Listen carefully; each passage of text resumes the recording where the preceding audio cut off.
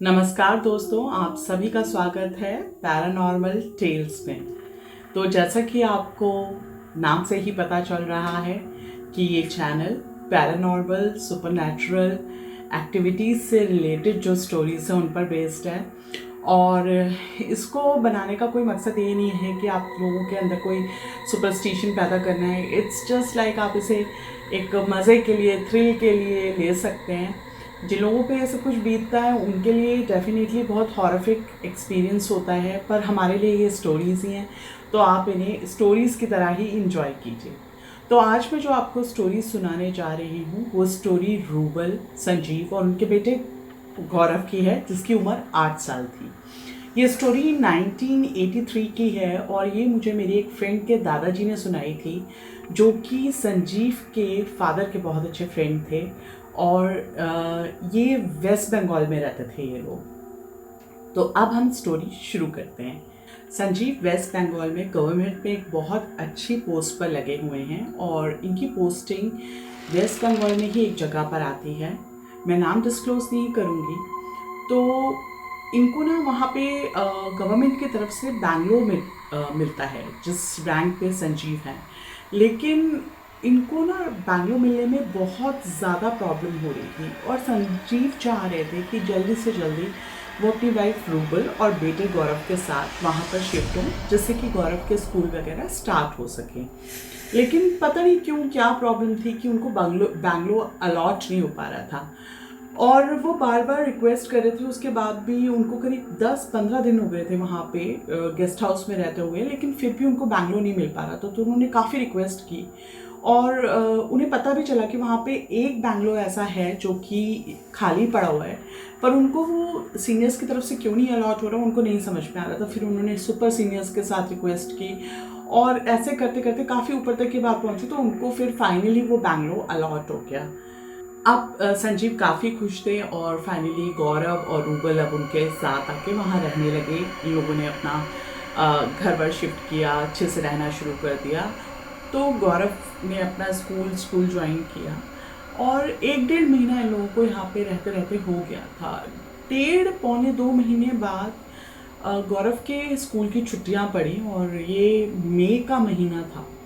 तो संजीव अपना ऑफिस जाते थे, अपना ऑफिस देखते थे, शाम को वापस आते थे। रूबल घर पे रहती थी, घर देखती थी और गौरव छुट्टियां थी तो इस वजह से घर पे थे। और क्योंकि शिफ्टिंग अभी अभी हुई थी तो थोड़ा सा काम भी था इन लोगों का, घर का थोड़ा सा करते करते टाइम लग ही जाता है। तो ये लोग ने प्लान किया कि नहीं, इस बार छुट्टियों पे हम कहीं नहीं जा रहे हैं, अभी घर पे ही रहते हैं और घर शिफ्ट करते हैं। वैसे भी जिस जगह पर ये हैं वो काफ़ी नई जगह है, तो इसी को एक्सप्लोर करेंगे। सब ठीक ठाक चल रहा था, मस्त एकदम। बैंगलोर अच्छा था, अच्छा गार्डन था और काफ़ी बड़ा बैंगलोर था। जैसे सरकारी आपने देखे होंगे कि बैंगलोर्स होते हैं, पूरा मतलब आस पास गार्डन है, काफ़ी बड़ा एरिया है, बाहर गार्ड्स हैं, वो सब कुछ था। और इनकी हाउस हेल्प्स वगैरह भी थे, लेकिन फुल टाइम कोई इनके यहाँ हाउस हेल्प नहीं थी। गार्ड्स बाहर रहते थे, वो फुल टाइम थे। तो एक दिन रूबल दोपहर में सो रही थी। उन्हें ऐसा लगा कि जैसे ना स्टेयर्स से कोई ऊपर चढ़ के गया है। तो उन्हें लगा कि शायद गौरव खेल रहा था, तो खेलते खेलते चला गया होगा, बच्चा ही है, उसका मन कर रहा होगा, वो चला गया होगा। तो थोड़ी देर बाद रूबल की फिर से आँख खुलती है तो वो देखती हैं कि गौरव ना उन्हीं के साथ, जैसे बेड उनका पड़ा रखा हुआ है जहाँ पर, तो उसके नीचे एक मैट पड़ा था जिस पे वो खेल रहा था और वो उसी पे सो रहा है। तो उन्होंने बात आई गई कर दी। होता है कई बार आप सो रहे होते हैं तो आपकी आँख खुलती है, फिर बंद होती है, फिर खुलती है, फिर बंद होती है। तो इट्स लाइक कि उन्हें लगा कि शायद गया होगा और इतना उन्होंने ध्यान नहीं दिया। खैर, बात आई गई होगी।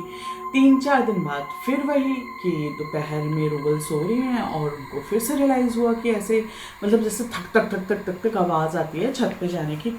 छत पे नहीं, सॉरी, उनका जो बैंगलोर था उसमें ग्राउंड फ्लोर था, फर्स्ट फ्लोर था और उसके बाद फिर उनका टैक्स था। तो उन्हें रियलाइज़ हुआ कि फर्स्ट फ्लोर पे कोई गया है और उन्होंने आँख खोल के देखा तो उनको लगा कि हाँ कुछ तो है। तो वो थोड़ा सा बाहर निकली, उन्होंने देखा कि गौरव अपने रूम में ही खेल रहा है इस बार। फिर उन्होंने डोर्स चेक किए तो सारे डोर्स बोल्ट थे, सब अंदर से बंद था। उन्हें लगा शायद उन्होंने कोई सपना देखा होगा। फिर भी एक होता है कि नहीं, चलो चेक कर लेते हैं। वो ऊपर गई, उन्होंने सारा कुछ देखा, सब नॉर्मल था, सब ओके जैसे होता है वैसे होता है। फिर उन्हें लगा चलो सपना देखा होगा, वो आई थोड़ी देर बेड पे लेटी, उन्होंने सोचा कि चलो सो जाते हैं, पर नींद नहीं आ रही थी। खैर उठ गई तो ऐसे वो दिन भी चला गया, कोई नहीं, उस चीज़ को भी इग्नोर किया, सब कुछ नॉर्मल चल रहा था। उसके बाद करीब 10-15 दिन बाद अगेन सेम थिंग हैपन कि रूबल सो रही है और उसको एकदम आवाज़ आती है, ठक ठक ठक ठक, कोई ऊपर गया है। रूबल उठती है, देखती है तो फिर से गौरव अपने रूम में ही खेल रहा है और गौरव जगा हुआ है। तो रूबल ना उसको बोलती है कि क्यों तुम ऊपर गए थे? तो गौरव बोलता नहीं, मैं तो ऊपर नहीं गया था। फिर भी रूबल को लगता है कि ये शायद ना मेरे साथ गेम्स प्ले कर रहा है, लेकिन उसको ना अब एक तरफ से ये चीज़ फील होती है कि नहीं यार, बच्चा खेल रहा है, मुझे आवाज़ आ रही है, मैं देख कर आती हूँ। रूबल जाती है ऊपर और वो जब देखना शुरू करती है, जैसे ही वो डोर, जैसे ऊपर जाके लॉबी है और उसके बाद फिर रूम्स बने हुए, तो वो जैसे ही एक डोर ओपन करती है उसको आवाज़ आती है कि किचन में ना बर्तन बहुत सारे गिरे हैं। तो वो एकदम जल्दी से वापस आती है, उसे लगता है कि गौरव को चोट वोट तो नहीं लगी, गौरव ने कुछ लिया हो और बर्तन उससे गिर गए। अंदर किचन में जाती है, देखती है तो पूरा बर्तन स्टैंड नीचे गिरा हुआ था, सारे बर्तन फैले हैं। तो तब तक गौरव भी अपने रूम से निकल के आता है, क्योंकि अचानक से बर्तन स्टैंड गिरा, बर्तनों की आवाज़ आई। तो गौरव वॉज ऑल्सो थिंकिंग, मतलब एकदम से होता है ना कि कुछ हुआ, तो बच्चा भी आप बाहर देखने आया। रूबल आप देखते हैं ना, तब और गौरव को डांटना शुरू कर देते हो, तुम क्या करके ये पीछे से रखते हो? अगर तुम्हारे यहाँ छुट्टियाँ चल रही हैं तो किसी चीज़ में अपने आप को इन्वॉल्व करो, ये क्या तरीका है, तुम हमेशा इस तरीके की चीज़ें करते रहते हो। गौरव कहता है मम्मा मैंने तो कुछ किया नहीं, मैं तो अंदर खेल रहा था। वो सुनती नहीं है उसकी बात, लेकिन वो गौरव बोल रहा है कि नहीं मम्मा, मैं तो अंदर खेल रहा था, आपके सामने ही तो मैं अंदर से आया हूँ। देन रूबल को रियलाइज होता है हाँ, ये बच्चा तो मेरे सामने अंदर से आया है। फिर भी वो गौरव को थोड़ा सा डांटती है और उसको ये शो नहीं करती कि मतलब उसको कुछ और फील हो रहा है। वो सारा ब्लेम गौरव पे डाल के गौरव को बोलती है कि तुम्हें अगर दोपहर में नींद नहीं आती है या कुछ है तो तुम अपने आप को स्टडीज़ में बिजी करो या फिर कुछ ऐसा करो, ये सब मत क्या करो। अब ये करके रूबल गौरव को कह तो देती है, बट उसको ना अंदर अंदर फील होना शुरू होता है कि नहीं कुछ गड़बड़ है, जो अजीब है। लेकिन 1.5 महीने से वो लोग इस घर में रह रहे हैं, सब कुछ नॉर्मल चल रहा है, मस्त चल रहा है, अचानक से ये चीज़ें ऐसे, तो उसके लिए भी उस चीज़ पे बिलीव करना बहुत मुश्किल होता है। तो मतलब समहाउ वो इग्नोर भी कर रही है, एक्सेप्ट भी कर रही है, लेकिन ये इंसिडेंट से वो थोड़ा सा शैटर्ड होती है। तो कुछ दिनों बाद संजीव जब आते हैं ऑफिस से, तो ऐसी रात में वो लोग सोने के लिए जा रहे होते, तो संजीव के साथ डिस्कस करती है। संजीव बहुत busy, he is a busy man, बहुत, मतलब वो जिस पोस्ट पे हैं उनके ऊपर काफ़ी सारी रिस्पॉन्सिबिलिटीज़ हैं, उन्हें सब कुछ देखना है, तो ही इज़ अ बिजी गाय। तो संजीव के साथ वो डिस्कस तो करती है, but still Sanjeev was like कि नहीं यार, तुम्हें लग रहा होगा ऐसा कुछ नहीं है और सब कुछ नॉर्मल है। अब रूबल भी मान लेती है सब कुछ नॉर्मल है, लेकिन स्लोली उसको ना फील होना शुरू हो जाता है इस घर में किसी और की भी प्रेजेंस है। जब संजीव घर पे नहीं होते तो गौरव के अलावा उसको एक प्रेजेंस फील होनी स्टार्ट हो जाती है। और काफ़ी सारा सामान ऐसा होता है, जैसे उसने कोई चाबी कहीं रखी तो वो कहीं और मिल रही है, कुछ सामान गायब हो रहा है, कुछ सामान किसी और जगह पे मिल रहा है, बहुत नॉर्मल सी चीज़ हो चुकी होती है। ये चीज़ संजीव को भी लग रहा है कि हाँ, मैं कोई चीज़ वहाँ पर रखता हूँ तो वो कहीं और पे मिलती है, कहीं और रखता हूँ कहीं और मिलती है, लेकिन वो उस चीज़ को बिल्कुल भी, उनके पास टाइम ही नहीं है सब चीज़ों पर ध्यान देने के लिए। बट रूबल इस चीज़ को ऑब्जर्व करना शुरू कर देती है कि ऐसा है।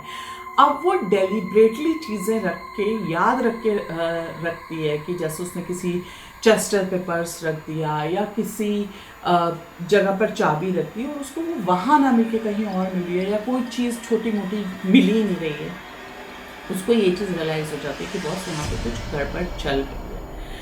वो अगेन संजीव से बात करती है, लेकिन संजीव फिर से ध्यान नहीं देते हैं और वो उस चीज़ को इग्नोर कर देते हैं।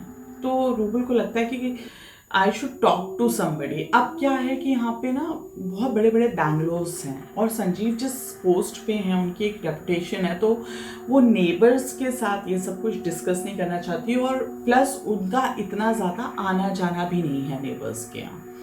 और घर पे भी जो हाउस हेल्प्स हैं वो ऐसे हैं कि आते हैं चले जाते हैं, तो उसको लगता है, लग भी रहा है, पर वो कुछ कर नहीं पा रही। तो एक दिन वो ऐसे ही अपनी मदर को फ़ोन करती है, मदर के साथ बात करती है, तो मदर उसको बोलते हैं कि बेटा ऐसा कुछ नहीं है, तुम इतने टाइम से यहाँ पर रह रहे हो, सब कुछ तुमने बताया बहुत अच्छा है, नॉर्मल है, तुम बहुत खुश भी थे जब इस जगह पर आए थे, तो अचानक से ये चीज़ें मतलब ऐसे नहीं हो सकता कि एकदम से शुरू हो जाएं, और अगर ऐसा कुछ होता तो तुम्हें पहले दूसरे दिन से फील हो जाता है। जो हम नॉर्मल सारे सोचते हैं वो भी वैसे उन्हें गाइड करती है, लेकिन वो कहती है कि देखो तुमने कोई पूजा वगैरह नहीं रखवाई है, तो एक काम करो कि किसी सैटरडे या संडे में तुम लोग पूजा रख लो, जिससे कि थोड़ा सा अगर तुम्हारे मन का वहम भी है तो वो निकल जाएगा।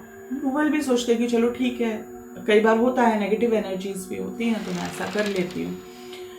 अभी रूबल को संजीव से बात करनी थी इस बारे में, तो वो सोचती है कि मैं एक आधा दिन में करूँगी, ऐसे मैं जल्दी जल्दी संजीव के साथ बात करूँगी तो वो भी इरिटेट हो जाएंगे और वो कोई बात नहीं कर। ये चीज़ को अभी मतलब जैसे आज उसने बात की है और आज की रात निकली है, नेक्स्ट डे उनका आराम से निकला, वो अपना जैसे रूटीन चलता है वैसे ही चला। और ये लोग रात में सोने जा रहे थे। गौरव क्योंकि बच्चा था, 8 इयर्स का था, वो जल्दी सो जाता था। तो रूबल ना संजीव के साथ बात करना शुरू ही करती है कि यार मैं सोच रही हूँ कि पूजा रख लेते हैं, हम लोग जब से यहाँ पर आए हैं, शिफ्ट हुए हैं, कोई पूजा वूजा नहीं करवाई है, तो एक पूजा रख लेते हैं। अभी रूबल ने इतना ही बोला था कि इन लोगों को बहुत ज़ोर से ना गौरव के चीखने की आवाज़ आती है, तो संजीव को भी ये आवाज़ आती है और संजीव और रूबल दोनों भागे भागे ना गौरव के रूम में जाते हैं और देखते हैं गौरव कहीं पे भी नहीं। दोनों घबरा जाते हैं, पूरा घर छान मारते हैं, देखते सबसे पहले तो देखते हैं कि डोर देखते हैं तो डोर अंदर से बोल्ट हैं सारे, कोई उनकी खिड़कियाँ भी ऐसी नहीं है कि वहाँ से कोई एंट्री हो सके, क्योंकि सब में होते हैं ग्रिल्स लगे होते हैं, वो सब लगे हुए हैं, तो कोई पॉसिबिलिटी नहीं है कि खिड़कियों से ऐसा कुछ हो सके। पूरे घर में वो ढूंढते हैं, सबसे पहले गौरव नहीं मिलता, बदहवास होकर दोनों बाहर निकलते हैं, बाहर जाते हैं। उनको पता है कि अंदर से घर बंद है, उसके बावजूद भी बाहर जाते हैं, गार्डन में देखते हैं गौरव गौरव गौरव चिल्ला रहे हैं, गौरव का कुछ अता पता नहीं है, चीखते हुए बदहवास एकदम। जो रूबल होती है बहुत परेशान हो जाती है और रो रही है, चिल्ला रही है, और वो फाइनली संजीव को ब्लेम करना शुरू कर देती है। मैंने तुमसे कहा था इस घर में कुछ है, मैंने तुमसे कहा था, तुमने मेरी बात नहीं सुनी, मैंने तुमसे कहा था। अब संजीव को भी एक मतलब फादर है, तो उसको भी लगता है यार क्या ये अचानक से हो गया, और परेशान संजीव भी है, फिर भी वो रूबल को दिलासा भी दे रहा है, रूबल कोई बात नहीं, मिल जाएगा मिल जाएगा।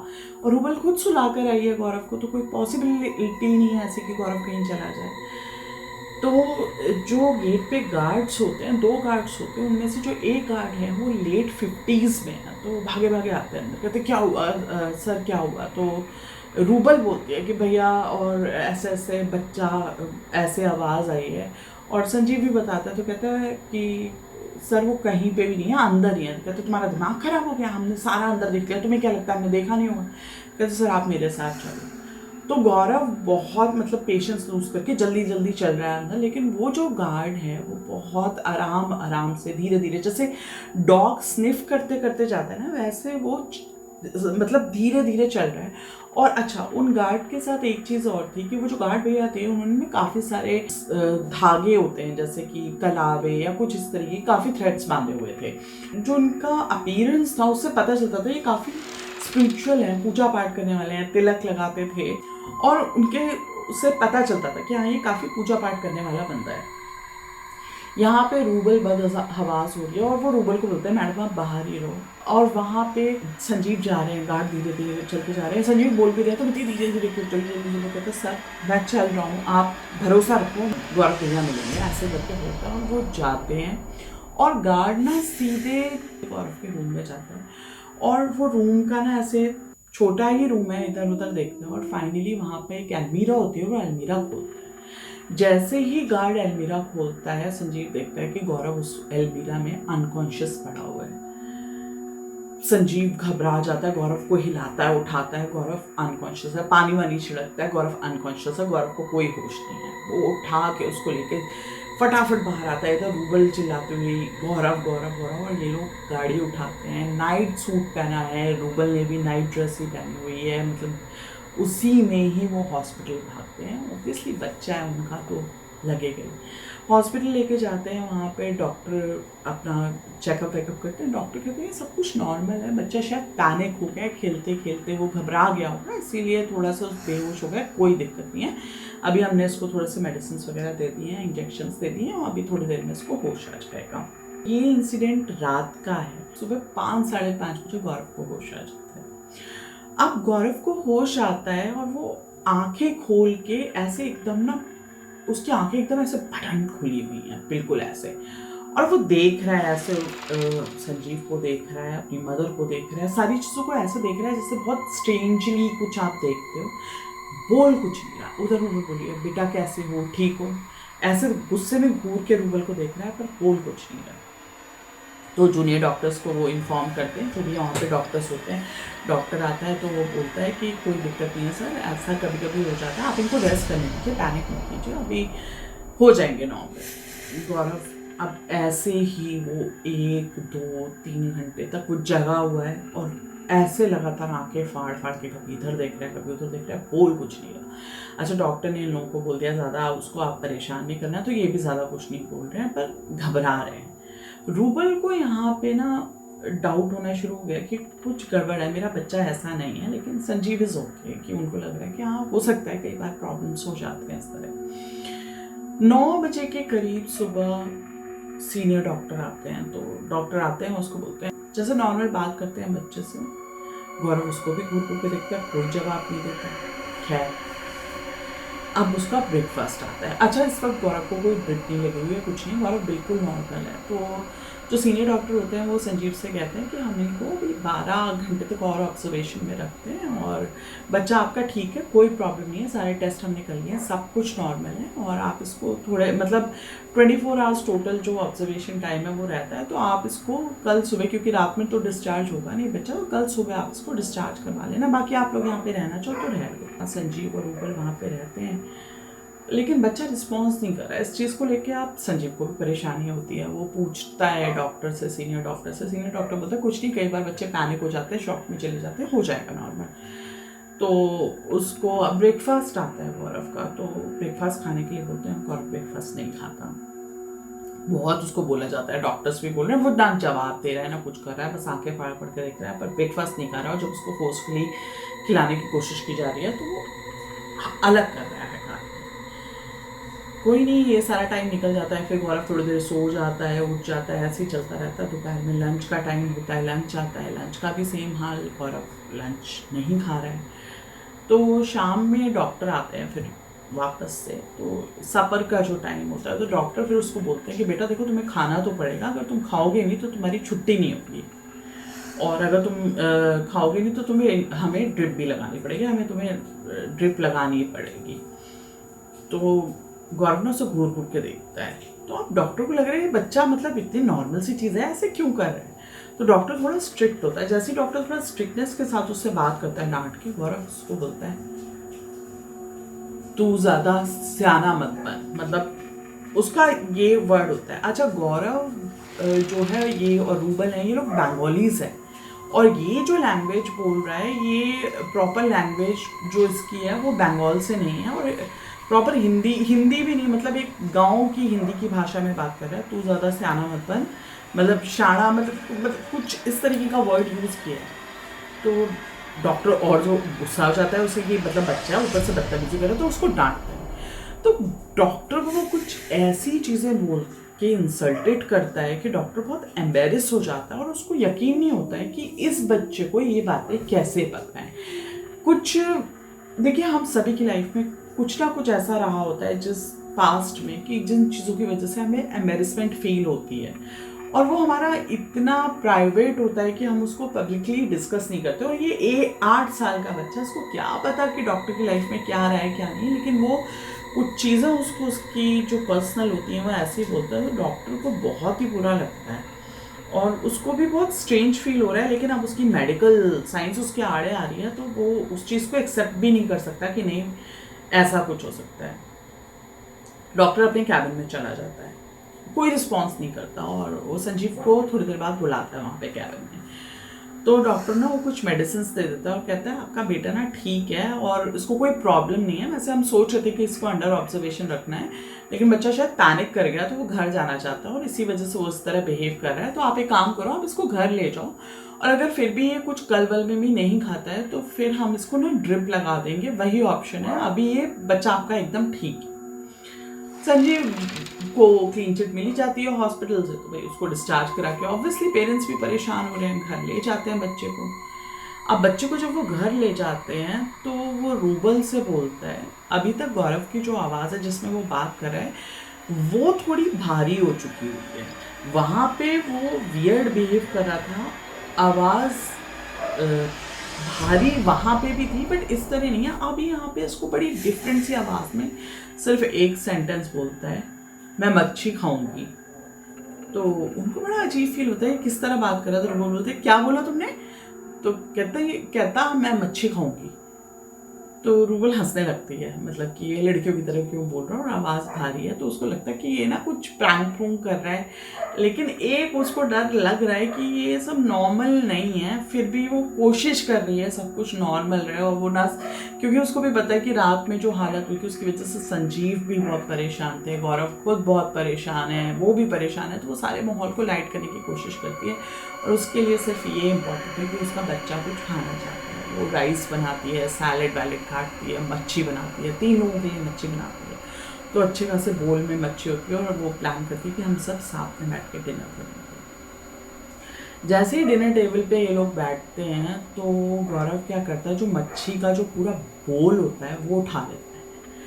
ना राइस लेता है ना सैलेड लेता है, और वो जितना खाना था, मतलब जितने लोगों के लिए बना था, सिर्फ मच्छी का जो बोल होता है वो पूरा गप गप गप गप खा के ख़त्म कर जाता है। अब रूबल 100% श्योर है कि मेरे बच्चे के साथ कोई प्रॉब्लम है। रूबल देख रही है, शॉक्ड है, और वो इतनी गंदी तरह खा रहा है, उसको यहाँ भी लग रहा है, गिर भी रहा है, बट स्टिल वो इसी तरीके से खा रहा है। अब रूबल जो है वो देख के शॉक्ड है, फिर भी वो अब शांति से काम लेती है। वो ना गौरव को उसके रूम में भेज देती, कहते हैं अच्छा बेटा खाना खा लिया। गौरव देखता है, कोई जवाब नहीं देता। तो उसको ना रूम कहते हैं अच्छा अब तुम जाकर सो जाओ। वो जाता है अपने रूम में, बंद कर लेता है।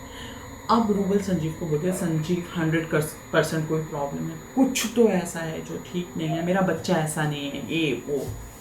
संजीव कहता है कि देखो ये पैनिक करके आया है, बच्चे ने पूरी रात से कुछ नहीं खाया, भूखा है, हो सकता है कि उसको भूख लगी हो, तुम इतना ज़्यादा पैनिक क्यों कर रही हो।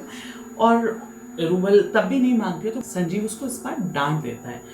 वो भी परेशान है, भाई पूरी रात का जगा हुआ है, ऑफिस भी देखना है, सारा कुछ करना है, तो वो इतना ज़्यादा उस ध्यान, मतलब वो भटकाता है और वो भी नहीं चाहता कि रूबल इन सारी चीज़ों पे बिलीव करे। गौरव का ये हाल है कि मतलब मॉर्निंग में उसने अपना अंडा वंडा खाया, कहता मुझे और भूख लगी है, मुझे मच्छी खानी है, या उसको कुछ भी नॉन वेज चाहिए, तो वो फिर से उसके लिए बनाती है, पूरा बोल खा जाता है।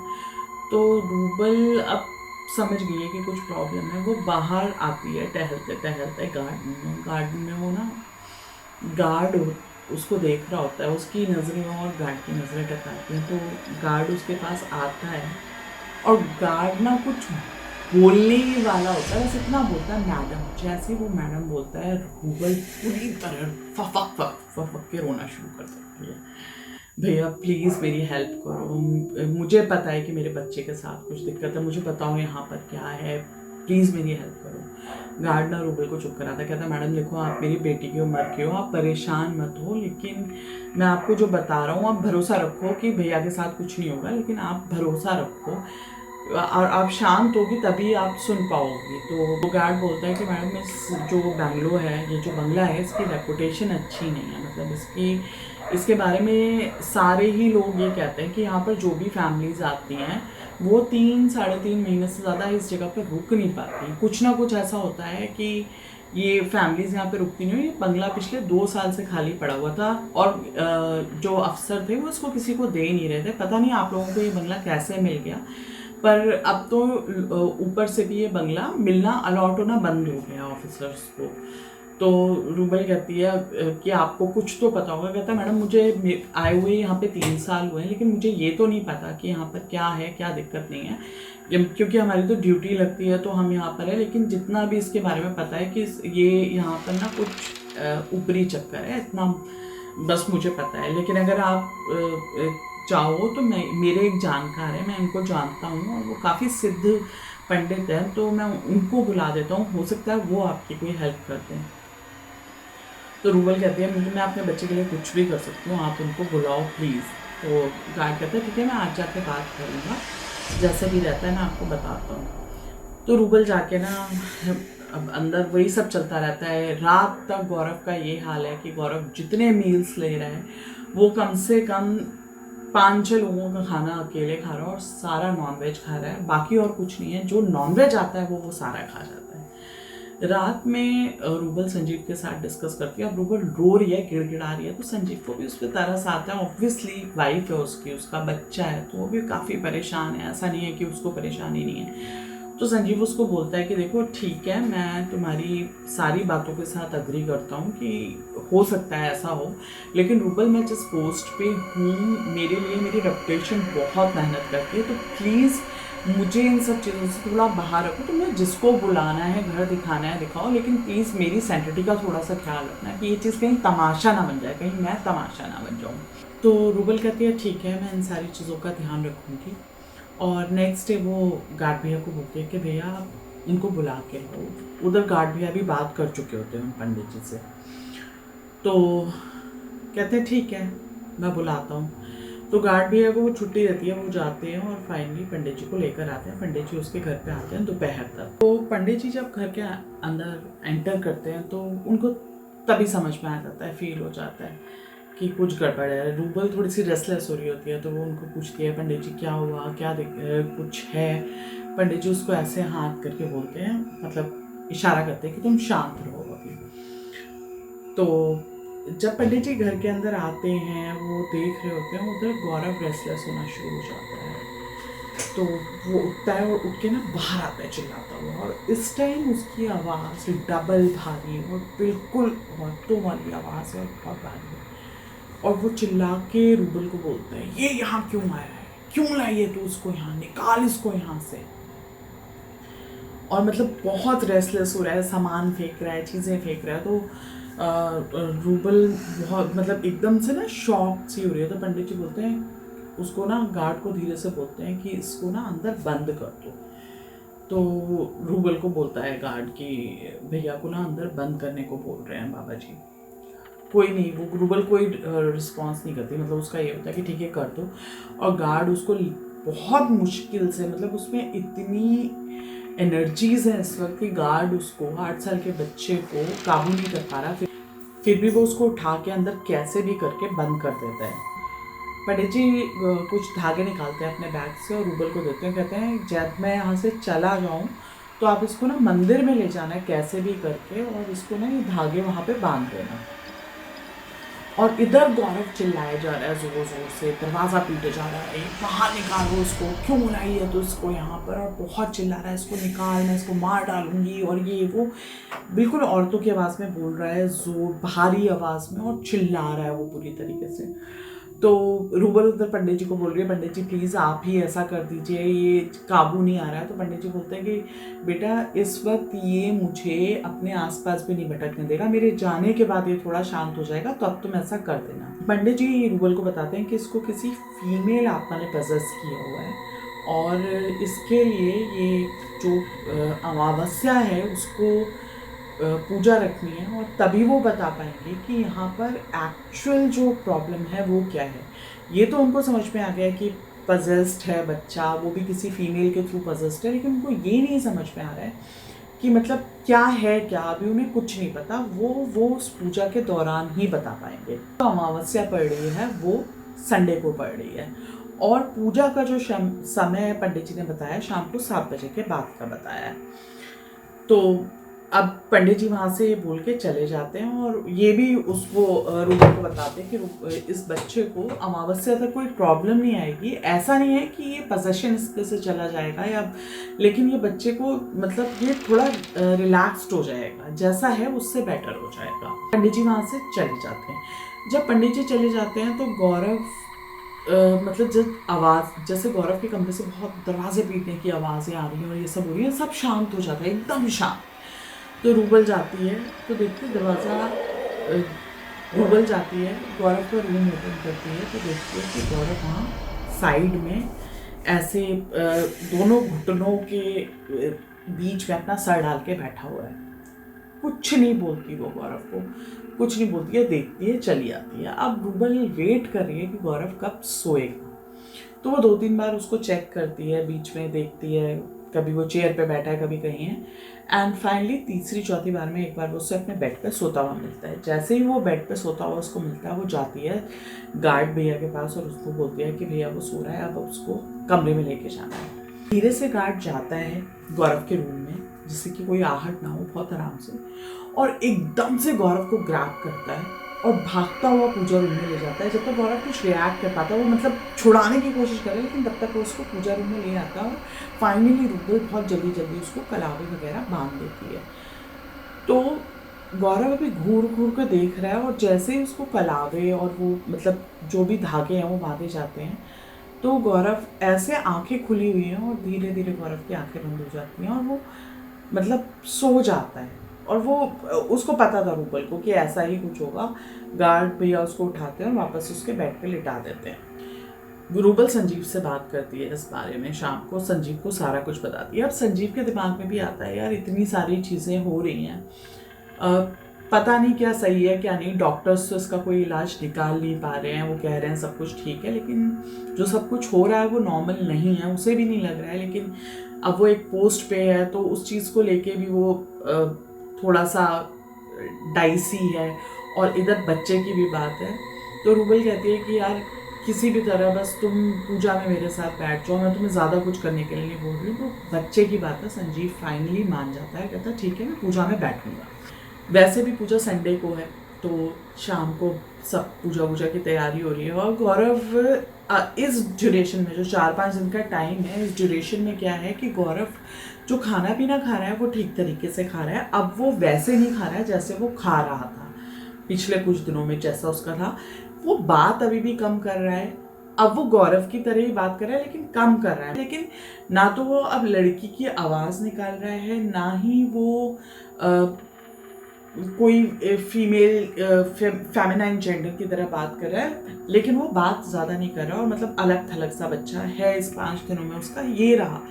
तो ना वो ज़्यादा ठीक था लेकिन ना वो ज़्यादा खराब था। शाम को पूजा स्टार्ट होती है, पंडित जी आते हैं और गौरव का वही, जैसे पंडित जी आते हैं बिल्कुल वैसे ही चीखना चिल्लाना शुरू हो जाता है। अब संजीव गार्ड दोनों उसको, गौरव को, एक 8 साल के बच्चे को पकड़ के पूजा में बिठा रहे हैं और गौरव चीख रहा चिल्ला रहा। गौरव में इतनी एनर्जीज हैं कि वो उन दोनों को काउंटर कर रही है उसकी एनर्जी। फिर भी अब बच्चे को पकड़ के बिठाया हुआ है, पंडित जी ने पूजा वूजा करनी शुरू की। बहुत ज़्यादा गौरव के तमाशे चल रहे हैं, गौरव चीख रहा है चिल्ला रहा है, वही औरत की आवाज़ में चला जा यहाँ से, मैं मार डालूंगी तुझे। और पंडित जी के जो भी घर मतलब जो भी उनके कि मैं तेरा ये ख़त्म कर दूंगी, मैं तेरा परिवार नष्ट कर दूंगी, सारी धमकियाँ गालियाँ जो भी है सब कुछ चल रहा है। लेकिन पंडित जी अपना पूजा हवन जो कर रहे हैं वो करते जा रहे हैं। और अचानक से पंडित जी क्या करते हैं, सिंदूर उठा के ना और उस बच्चे के ऐसे सर पे लगा देते हैं। जैसे ही वो सिंदूर उसके सर पे लगाते हैं तो बच्चा एकदम, जैसे ना आप किसी चोट पे एकदम से आप पानी डाल दो जैसे जले हुए घाव में, तो वैसा सा एकदम रिएक्शन है। बच्चा तड़प भी रहा है लेकिन शांत भी हो गया है।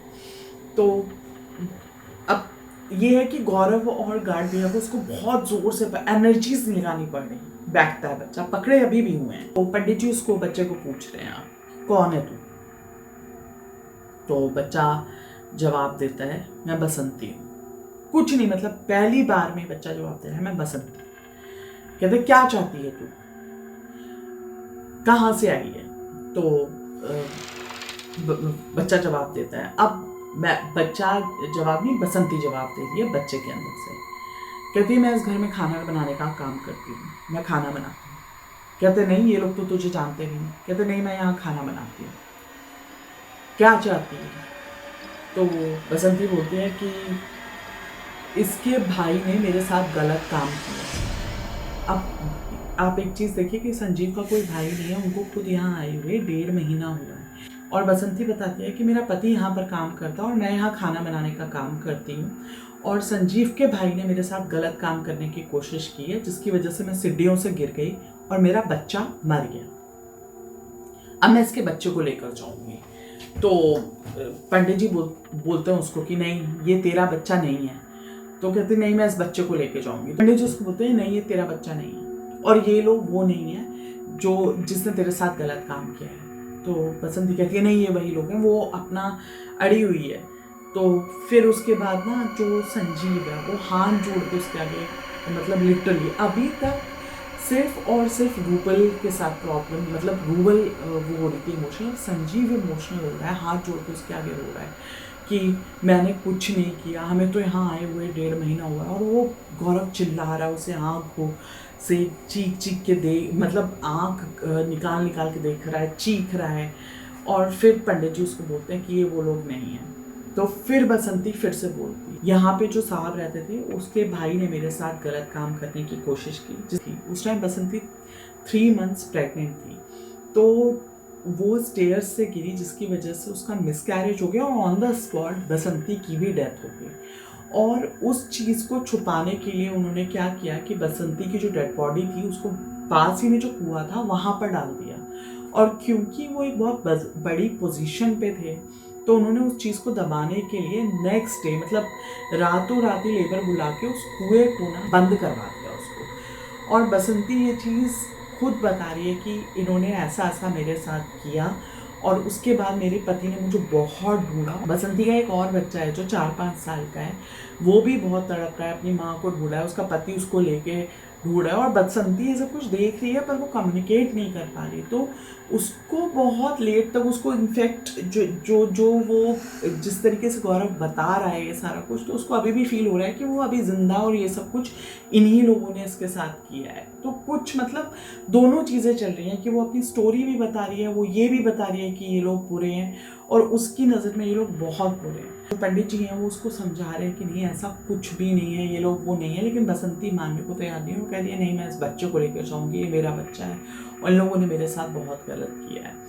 तो स्टोरी कुछ यही थी कि उसके साथ ऐसा कुछ हुआ था जिस चीज़ को दबा दिया गया, और बसंती की डेड बॉडी का भी उसकी फैमिली को पता नहीं चल पाया, किसी को पता नहीं चल पाया कि उसके साथ हुआ क्या था। हाँ, उसने ये चीज़ पंडित जी को बताई और वो बहुत एडमेंट था कि नहीं मैं इसको लेके ही जाऊँगी। और वो चिल्लाते चीखते हैं। फाइनली पंडित जी ने उसको पे कुछ होली वाटर वगैरह डाला, तो उस टाइम पे गौरव अनकॉन्शियस हो गया और थोड़े टाइम के लिए वो मतलब उसको कुछ होश नहीं था।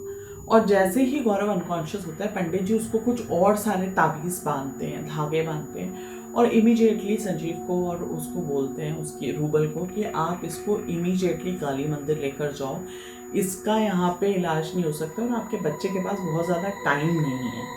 पता नहीं 2 दिन 4 दिन 10 दिन, और ये जो स्पिरिट है ये इतनी ज़्यादा इस वक्त वायलेंट है कि किसी भी मोमेंट कुछ भी कर सकती है। आप इमीडिएटली बच्चे को लेकर जाओ और इस घर में इस बच्चे का रहना ठीक नहीं है।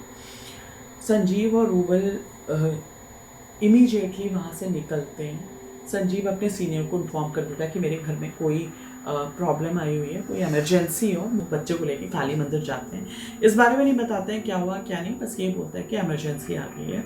और गार्ड भैया इस सारे ड्यूरेशन में उनके साथ होते हैं। वो गार्ड को लेकर जाते हैं काली मंदिर में। उसका वो पुजारी जी के पास जब लेके जाते हैं तो बच्चा वापस से होश में आता है और वो सारी चीज़ें चलती है। तो पुजारी जी उसका जो भी ट्रीटमेंट वहाँ पर जो हो सकता है, जो अपने एंड पे कर सकते हैं करते हैं।